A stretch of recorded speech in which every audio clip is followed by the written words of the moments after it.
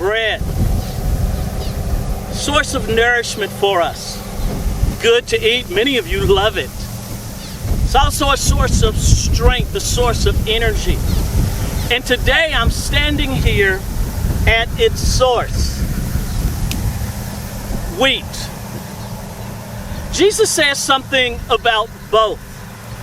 In John chapter 6, Jesus says that He is the bread of life. So I hope you understand what He's telling us, that He is our sustenance, that He nourishes us. He's our source of strength and energy. But then in John chapter 12, He says that He is a grain of wheat. And this is what He says about being a grain of wheat. He says, except a grain of wheat fall to the ground and die, it abides alone. But when it dies, He says it produces much fruit. Now, I hope you understand what Jesus is telling us. The essence is that we are supposed to become what Jesus was. If Jesus was a grain of wheat, and if He fell to the ground and died, that wheat is supposed to produce more wheat, grains of wheat. That's us.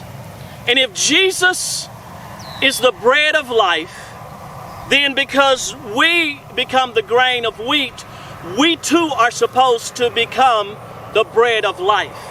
In other words, you and I have a responsibility to help provide sustenance and strength and energy to others.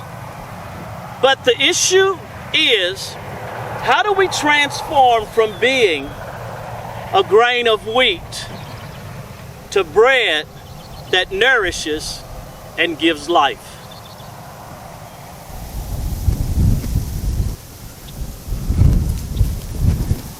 In Luke chapter 22, Jesus says this to Peter.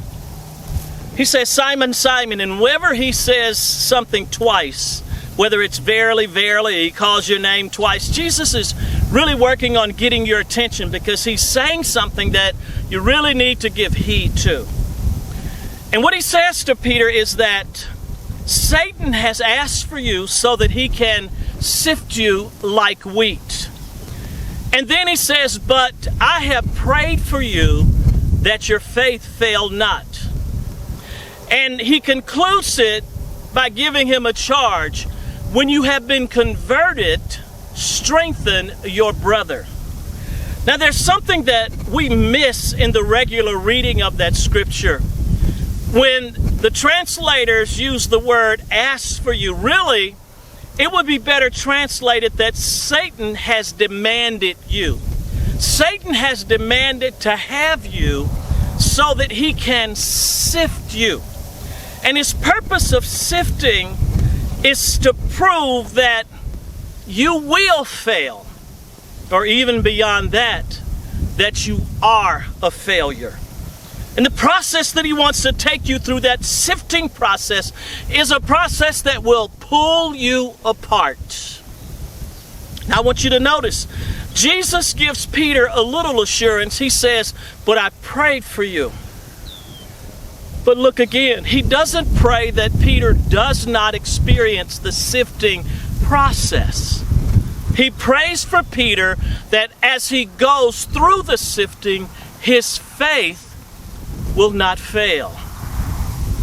I don't know how much I like that. I mean, if I'm going through, or if the enemy wants to carry me through all of this difficulty, why don't you pray that it won't happen to me? Well, in the sifting process, there will be some failure. And there'll also be some loss. But what the Lord is really looking at is your foundation of faith. And what you really need to remember is that as you go through the process, God never allows you to experience processes like that unless, one, you will be better, and two, He will be glorified.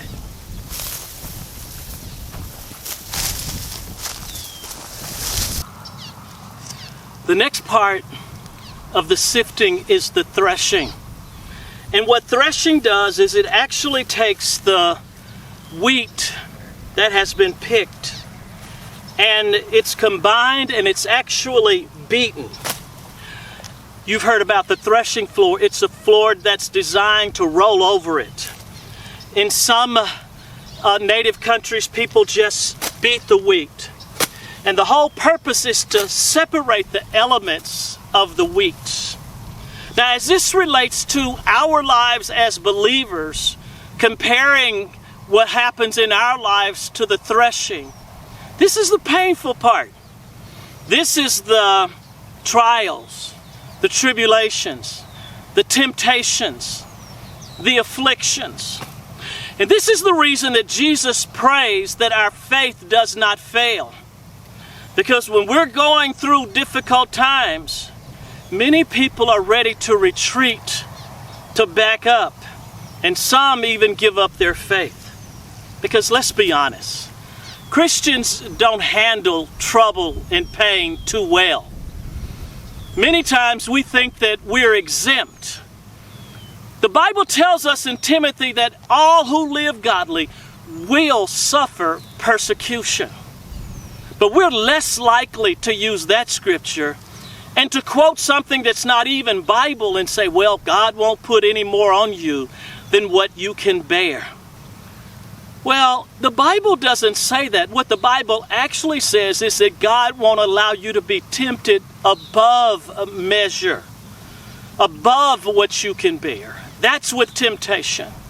And Satan tries to feed that mindset, that mentality, because if he does, what happens is when we go through, because we think we're exempt, then we will start to charge God. We will say that God is not being fair with us because we're believers and we shouldn't experience anything like that. Well, I want you to pay attention to something that Paul said in 2 Corinthians chapter 1. Paul says that I was pressed above measure. In other words, I was weighed down beyond my strength, he says, even to the point that I despaired of life. That's a man of God saying that he feels like just dying because of everything that has come upon him. So we're not exempt. Listen to what Job says in Job 16, starting at verse 7 and then at verse 12. Job says, Lord, you have worn me out.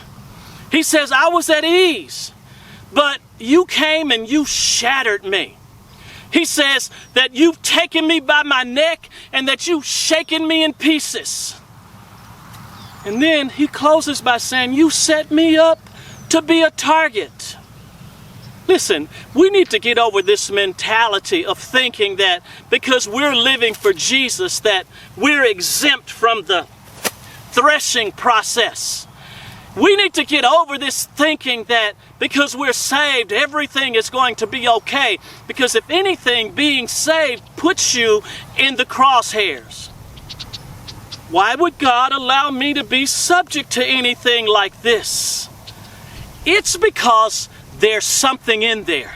Why do you think they're threshing the wheat? Why do you think it's being beaten? Because there's something substantial in there. There's something in there that will sustain you. There's something in there that will support life. And that's the same about you. God put something in you that's substantial. And what he's trying to do is to prepare you to change someone else's life. So yes, Satan is wanting to sift you because he has plans to destroy you. But I'm so glad that God can take his evil plans and turn it into good. And God can use what he plans to destroy me and use it to turn me from a grain of wheat to bread that will sustain life.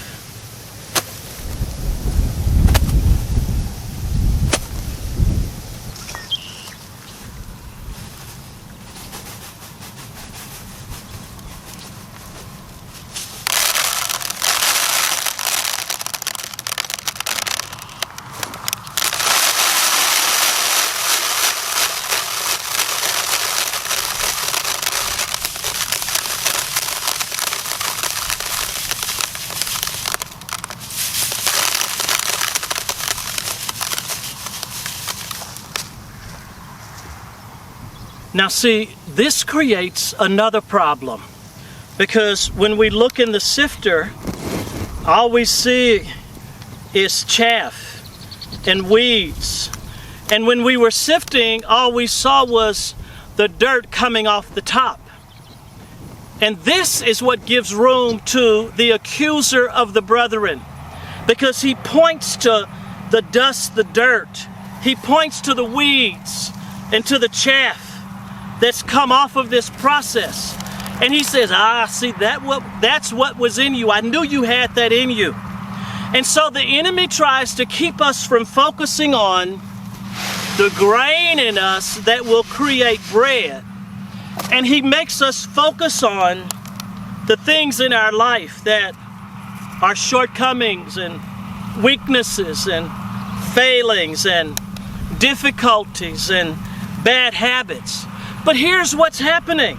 The reason we're able to separate these out is because we're submitting to God's process. And in the midst of all of this, Jesus is still interceding for us. Remember, he told Peter, I'm praying for your faith. Well, in Romans chapter 8, he says that he ever lives to intercede for us. But then behind his declaration of intercession, he says, who can condemn us? And so when the enemy looks at this part of our lives and tries to condemn us, Jesus said he died for us.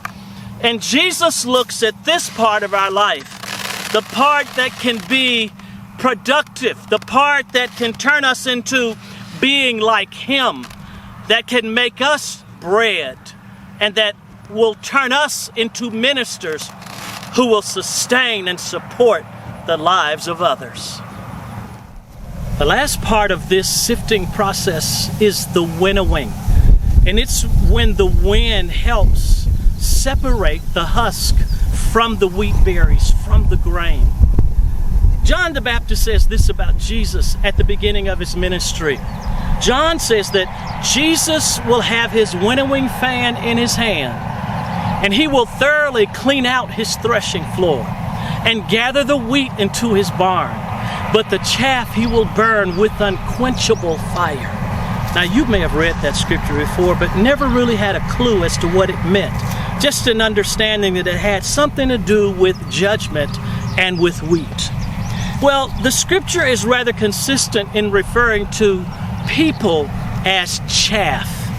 And so the same way we saw the chaff, the dirt, separated from the berries are where the substance is. And the chaff is what needs to be removed so that the berry can accomplish its full purpose. Here's what it says in Job 21:18. It says, they are the straws before the wind, talking about the chaff, talking about people. It says, and the chaff that a storm carries away. Did you get that? Remember we were talking about storms a few weeks ago? Well, here we are bringing it up again as we're talking about wheat. It says, Job says that the storms, the strong winds, in other words, will blow the chaff off of the grain. Now let's go back to the beginning. You are the grain. And the last part of this process, remember, the sifting and the threshing had to do with your trials and your tribulations and your afflictions. But the winnowing has to do with people. Paul actually calls it the bad company. The people who influence us in the wrong way. The people who we shouldn't be connected with. You know, the Bible tells us that we shouldn't be unequally yoked with unbelievers. And that's not just saved and unsaved. That has to do with people believing the same thing. And it also has to do with don't be yoked up with people who don't believe in you. And so the winnowing is about the storms that come to separate you from people who have no substance. The storm comes to blow off those who can't remain, who can't endure storms. But because you have the substance in you, you will still be standing when the storm dies down. You will be that grain of wheat that can produce bread. started out by talking about Satan's desire to sift us, to shake and rattle our lives, to cause there to be such an agitation that we might lose faith. But while Satan has a plan to carry you through the ringer, Jesus has a plan to turn you into life-giving bread. In Isaiah 21:10, as believers, we're called something very interesting. We're called His threshed and winnowed ones. In other words, that means that we've gone through the process. So do you know who I am? I'm what happens when faith meets failure. Do you know who you are? You're the same. You're what happens when faith meets failure. Yes, you went through the shaking. You went through the sifting, the agitation. You went through the beating. And there were some failures that were exposed. There were some things that were not like Him that were revealed. But that was the whole purpose. Now it's important for us, though, to understand where our focus should be and to understand that it's all part of the process. Remember, our focus is not on the chaff, which will be burned. Our focus is on the wheat grain, the wheat berry, which will be turned into a life-giving source. Jesus has plans also for after we've been converted. That's the word that He uses. He says when you've been converted or when you've been changed, two things. One, strengthen your brother. In other words, your brothers and sisters, when they go through this process, Satan is trying to destroy their faith. And if he can destroy their faith, he will cause there to be separation between them and God. They will question and doubt and potentially turn. But because you've gone through, because you've experienced it, you can help them. As a matter of fact, in the book of Hebrews, it says that He chooses us because we can be sensitive to the concerns, to the failings, even to the shortcomings of others, because we too have experienced them. So what Jesus is saying is that your failures do not disqualify you. If anything, after they've all been exposed in the shifting, now He says, I can use you. Because the sifting actually separated you from everything that was not like Him. And so now you can become bread. And you can be a source of nourishment and life and strength and energy for others.